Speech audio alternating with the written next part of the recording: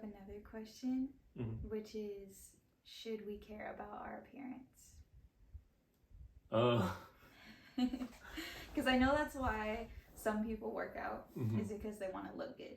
Yeah. You know, they're like, oh, I gotta get my summer body back, Yeah. or I don't know, stuff like that. Yeah.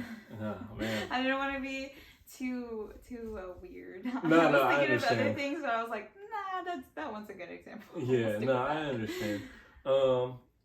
For me, well, this is again goes back to one of my favorite books in the Bible, right? We talked about Psalms. I think that one's super cool. Mm-hmm. I think I know where you're going with this. The other one that I really like and I really appreciate, especially after reading it, is Ecclesiastes, right? Okay, I did not know where you're going with this. So Ecclesiastes, the first thing Solomon starts off with is saying everything is vanity. Mm-hmm. Everything, money, happiness, all this stuff is vanity, right? And then at one point I was like, yeah, I mean, I feel like we can relate this to like working out or fitness in a sense. And like I was reading through it again, and like doesn't directly say fitness, but he does talk about like toiling, right? Like to toil the earth, or to work the land. It's all vanity. Like, what's the point in doing it truly? And again, in terms of working the land, what is the point of doing it without God? Yeah. Right, in that same sense, again, I would say this is the approach I would take to physical fitness. Right, so many people work hard. They there's so many. If you look at like bodybuilders in particular, some of them will tell you like they give up their social life, they give up their family time to engage in this sport. Right, and it's not just that. Like, not even happy in a sense anymore. Exactly. Like they're so focused on that one thing that they don't see how much they're giving up and how much they're sacrificing, and it's almost like an idol at that point. Exactly. So again, that's what I would say there is like, should we care about our appearance? Let's keep healthy, right? And then like everybody, maybe not everybody, but there's a lot of people that deal with vanity, trying to look the best that they can, right? And again, bodybuilding is an extreme version of that. Yeah. Right, but the average person, they want to look good, right? And in the sense, if somebody sees somebody that looks around their body type, we'll say, in the sense, you're like, what? Am I better looking than that person? I don't know, maybe just me, but in terms of what I've seen, in terms of the gym, right? I'll say this is the approach a lot of people take, right? So again, how is it that we can make sure our life is focused on Jesus Christ, even with fitness? For some people, again, that's just going to have to take a step back from their own vanity and be like, all right, I need to stop trying to look the best, stop trying to compare myself with other people in a sense. Yeah. Right.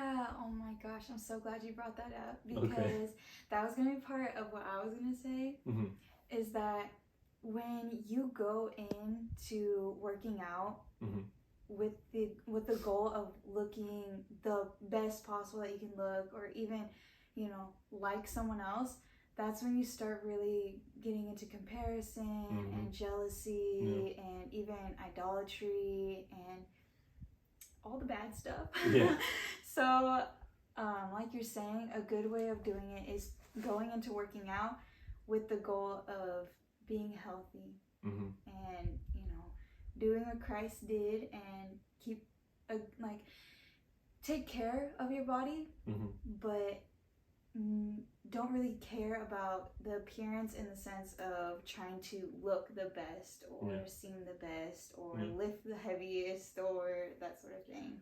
That's one thing I would say I noticed too, in terms of like bodybuilding, strength training, or even anything competitive under the fitness industry. It takes a lot to be number one.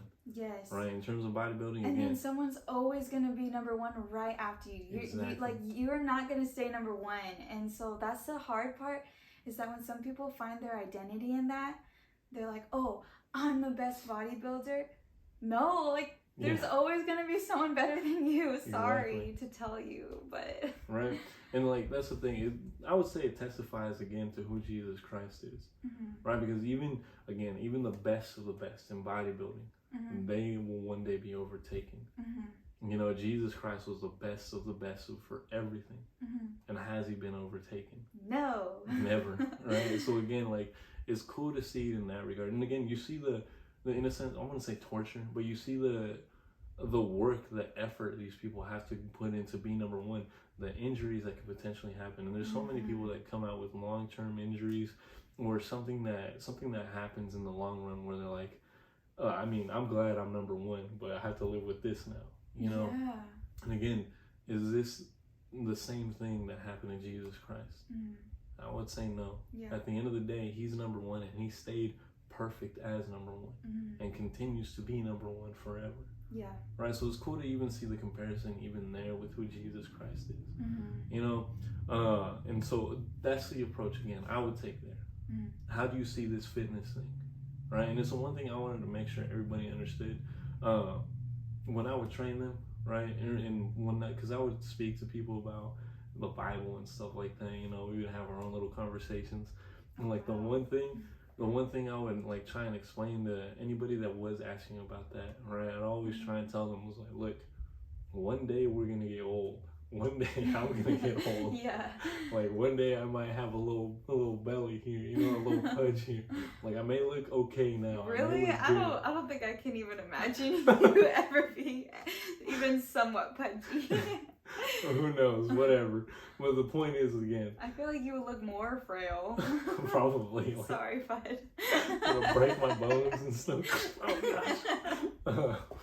But yeah, at the end of the day, beauty fades. And the same thing with muscles. Yeah. At the end of the day, we can try and put as much effort in all that. But as Solomon said, meaningless. It's all vanity. Right? So again, almost in a sense, what is the point of doing all this? What is the point of me becoming physically fit if it's all meaningless? If there's no point in me doing this, because at the end of the day, it equates to nothing. What is the point? Again, it's a great question. And the answer I would say is because God gave you life. Yeah. God gave you something to work with.